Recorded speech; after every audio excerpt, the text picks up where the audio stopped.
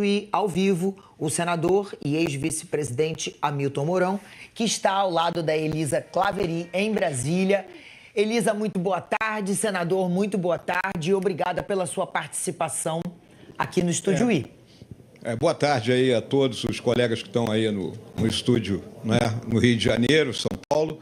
Estamos aqui em condições de responder a arguição aí de todos.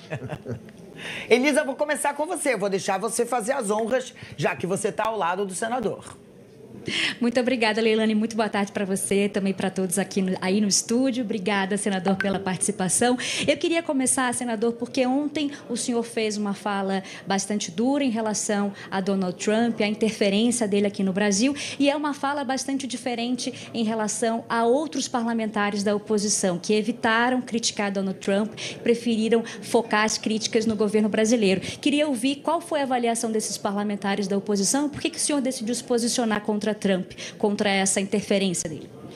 Bem, eu me balizo sempre, né, por aquilo que é a história do nosso país, o nosso passado, né, o nosso conceito de soberania. Eu, como profissional militar, que há pouco mais de 50 anos jurei defender a honra, a integridade das instituições deste país, com o sacrifício da própria vida. E aí, quando a gente olha a nossa história, eu quero lembrar aqui um episódio que eu acho que cai como uma luva em tudo isso que a gente está discutindo, que ocorreu durante a Revolução Farroupilha, e em determinado momento o ditador argentino Rosas ele oferece apoio de tropa aos farrapos. E aí a resposta que o Davi Canabarro lhe dá é emblemática, porque ele diz que o sangue do primeiro argentino que transpusesse a fronteira seria a tinta com que seria escrito o acordo de paz com os imperiais. Então, isso deixa muito claro aquilo que eu julgo. Problemas nossos, nós temos que resolver, independente de quem é o causador do problema. Senador, vou aproveitar que o senhor falou que problemas nossos nós temos que resolver. Queria lhe ouvir sobre qual é a sua avaliação sobre as ações, as atitudes e as palavras de Eduardo Bolsonaro e dessa questão entre ele e o governador de São Paulo, Tarcísio de Freitas. Olha, eu tenho acompanhado, né, obviamente, a distância. Vejo que o Eduardo ele tomou, né, uma linha de ação combinada, obviamente, né, com os demais companheiros aí do partido dele, né, no sentido de buscar apoio nos Estados Unidos. E eu vejo que essa busca de apoio fora do país sempre foi tentada pela esquerda. A esquerda tinha a primazia disso aí. No nosso próprio governo, o pessoal foi lá à Corte de Haia para acusar o presidente Bolsonaro de genocídio. E já tivemos outros casos aí ao longo da nossa história. E agora tocou a vez do pessoal da direita buscar esse apoio. Então eu vejo sempre isso de uma forma crítica pela minha maneira de pensar, não é? Sou alguém que é de direita, não é? Mas, acima de tudo, eu volto a frisar, os nossos problemas nós temos que resolver. Senador, o Otávio Guedes, prazer falar com o senhor novamente. Senador, qual o caminho para resolver esta crise? É negociação, como o governo está fazendo, ou obrigar o Congresso a votar uma anistia, como o Eduardo Bolsonaro defende? Olha, um não exclui o outro, né? Vamos colocar dessa forma, porque eu vejo que a ação do presidente Donald Trump está centrada num conceito que ele colocou de usar o poder bruto dos Estados Unidos numa tentativa de reverter essa interdependência assimétrica que os Estados Unidos têm com os demais países do mundo, e especialmente com a China. E nós entramos, vamos dizer assim, de gaiato nesse navio, nesse presente momento. Então, agora nós temos que resolver o problema, que a gente não pode aceitar essa taxação nesse valor, que ela é extremamente prejudicial aos nossos negócios. E o caminho, né, é o caminho da negociação. Eu falei isso ontem na Comissão de Relações Exteriores, a estratégia que eu chamei do mingau quente, vamos comer pela beirada. Né? Então, primeiro, haver uma dilatação do prazo, né? Tirar a carga do 1º de agosto das nossas costas, jogar lá para 1º de outubro, e nesse meio tempo vamos usar as empresas, vamos usar os canais de Câmara de Comércio, vamos usar o canal do Parlamento e vamos lidar como dois adultos, vamos dizer, como dois gigantes, Brasil e Estados Unidos, com essa questão. Senador, é o Merval aqui no Rio. Queria saber se o senhor acha que a direita apoiando o presidente Trump, as sanções do presidente Trump, de acordo com o Eduardo Bolsonaro, se a direita ganha ou perde com essa atitude? Olha, Merval, você sabe que é o seguinte, a direita não é um grupo monolítico, né? Assim como a esquerda também não é. Então você tem aqueles grupos que consideram que essa ação está extremamente correta e tem aqueles outros que têm uma visão crítica, né? Então eu acho que aí fica num meio termo. Tem gente que acha que ganha, tem gente que acha que perde. O que eu coloco sempre, né, e estou enfatizando aqui para todos vocês, é que a solução está aqui dentro do Brasil. Nós temos que buscar a solução para o imbróglio político. Esse é um problema nosso. Eu acho que em todo evento que eu vou da Expert, eu me sinto inspirado. Ela sempre traz muito conteúdo que faz a gente abrir a cabeça, enxergar tendências do futuro e tentar se antecipar. São pessoas que são referência no mundo de investimentos, que estão ali para falar contigo. A Expert, ela ajudou a impulsionar a indústria financeira no Brasil. Hoje é respeitada como a maior feira financeira do mundo. Tá todo mundo presente na Expert. Se você não tá, você deixou passar uma oportunidade. Senador, agora é Arthur da Pieve aqui no Rio perguntando ao senhor. Obrigado pelo seu tempo. Na sua resposta anterior a essa, Otávio, o senhor falou que a anistia votada pelo Congresso não era incompatível com negociar as sanções do governo dos Estados Unidos ao governo brasileiro. O senhor ainda acha que há clima político para a votação de uma anistia no Congresso a essa altura do campeonato, não só pelas questões internas do Brasil, mas também por conta dessa interferência do presidente Trump? Nós estamos naquele momento, né, que é o processo aí quanto ao presidente Bolsonaro, e eu deixo muito claro que eu acho que esse processo, né, é um processo com vícios, né, e que está exacerbado. Quando você vê, por exemplo, que o próprio Procurador-Geral da República diz que o delator é mentiroso, então você tem uma opção de coisa aí nesse processo. Então esse processo ele tem que chegar ao fim, porque aí vai chegar o momento, na minha visão, efetivamente, de ser votada a anistia. Você tem os condenados, então vamos anistiar os condenados. Senador Flávio Oliveira, aqui do Rio, o senhor fez referência às instruções finais do Procurador-Geral da República no processo do núcleo crucial, né, da trama golpista. E eu gostaria de saber, o senhor fez referência a essa questão do tenente-coronel Mauro Cid, não é exatamente isso, né? Ele não disse que o Mauro Cid é mentiroso. Ele faz um adendo em relação aos benefícios do acordo. Mas essa não é a minha pergunta. A minha pergunta é sobre qual o senhor imagina que seja o papel do Supremo Tribunal Federal, uma vez que há referências à justiça, ao judiciário brasileiro, tanto na carta de Donald Trump endereçada a Lula, mencionando a questão da anistia a Bolsonaro, quanto na questão das plataformas digitais, das chamadas Big Techs. O judiciário deve recuar em algum ponto? Nós somos críticos, né?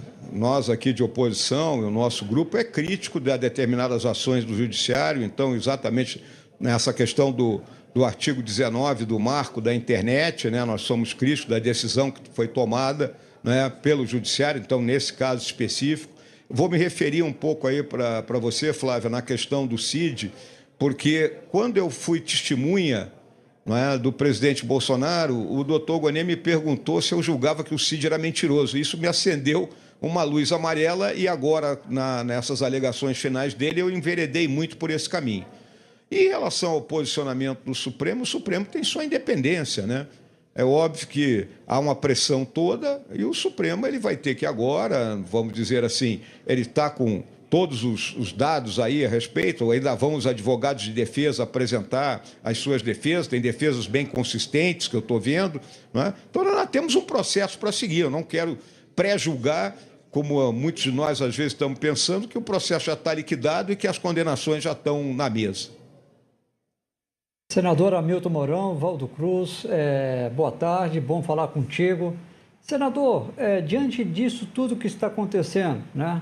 Filho do ex-presidente Eduardo Bolsonaro operando uma estratégia para colocar o governo americano contra o governo brasileiro. isso prejudicando a imagem do ex-presidente Bolsonaro, que já está numa situação delicada ali no Supremo. O senhor acha que Bolsonaro já deveria anunciar claramente que ele não é candidato porque está inelegível e anunciar um nome que ele vai apoiar no ano que vem? Eu acho que tem que esperar o processo acabar, Valdo. Eu acho que esse processo ele ainda tem que correr, né? Depois que terminar isso, nós temos tempo e o presidente Bolsonaro tem que fazer as avaliações dele. É uma situação muito difícil, um momento muito complicado para ele, porque tem as questões de saúde que ele vem enfrentando e mais esse processo todo. Então, eu acho que tem tempo, né? E eu sempre sou partidário do velho aforisma que o tempo é senhor da razão. Senador Joel Pinheiro, aqui de São Paulo, boa tarde. Alguns nomes da direita têm dito que essas tarifas do Trump, na verdade, são culpa do governo Lula e de provocações que ele teria feito aos Estados Unidos, seja estratégicas, seja na fala do Lula. Como é que o senhor encara esse tipo de diagnóstico? E, além disso, nessa última semana, desde que foi anunciada a tarifa de 50%, como é que o senhor avalia a condução do governo na diplomacia nesse processo? Olha, eu vejo que o governo Lula tem claras posições anti-ocidentais e anti-americanas. Isso é uma realidade. E nesse choque de gigantes entre Estados Unidos e China, o Brasil tem que atuar com pragmatismo e flexibilidade. Então, algumas declarações que o presidente da República tomou na sua diplomacia presidencial, vou citar aqui a questão da não utilização do dólar nas transações, olha... A China já faz isso, a China já tem um grupo onde ela negocia com o Yuan, tem um sistema paralelo ao SWIFT, não é? Mas ninguém vê o Xi Jinping falando nisso. Então, nós temos que ser cautelosos nessa hora. A gente não pode cutucar a onça de vara curta. Então, há uma certa culpa do governo brasileiro por esses posicionamentos, pela não, vamos dizer assim, olha... Vocês lembram que vocês criticaram bastante o presidente Bolsonaro por não dialogar com A, com B, e o presidente Lula faz a mesma coisa. Ele não foi lá dialogar com o Trump, tem que dialogar com ele. Vamos fazer eu não gosto, mas eu vou falar. A coisa tem que funcionar desse jeito, né? A gente não pode ficar com os nossos preconceitos, não é, acima da missão que a gente recebeu, no caso do presidente Lula, de governar o Brasil. Senador, o senhor é do mesmo partido do governador de São Paulo, Tarcísio de Freitas, e ele na semana passada teve uma postura justamente, como o Joel falou, de criticar mais o governo brasileiro ao invés de criticar o Donald Trump. Então eu queria ouvir do senhor, porque eu ouvi também de muitos parlamentares, de muita gente do Centrão, dizendo que isso acabou enfraquecendo o Tarcísio para o próximo ano, caso ele queira concorrer ao Palácio do Planalto. Queria ouvir a avaliação do senhor sobre essas falas de Tarcísio e para 2026 se isso enfraquece. Não, eu vejo que o governador ele tomou, né, uma atitude logo de cara em relação a esse assunto e depois, né, como tudo na vida, a gente sai por um primeiro movimento e depois sente que aquele movimento não foi bem sucedido. E é óbvio, né, a partir do momento que a figura do Tarcísio emerge como alguém viável, ele vai ser torpedeado, o tiroteio vai vir abaixo da linha da cintura. E ele tem que se acostumar com isso. Então, não vejo que ele vai ficar enfraquecido, mais forte. Tem muita água para rolar aí e ele tem musculatura para aguentar isso aí. Senador, é o Otávio Guedes de novo. O senhor falou num tom nacionalista, como todo militar fala, ou pelo menos deveria falar. E diante dessa pergunta, o senhor colocaria na sua cabeça um boné escrito Make America Great Again? E o que você acha do Tarcísio, se ele errou ao colocar esse boné?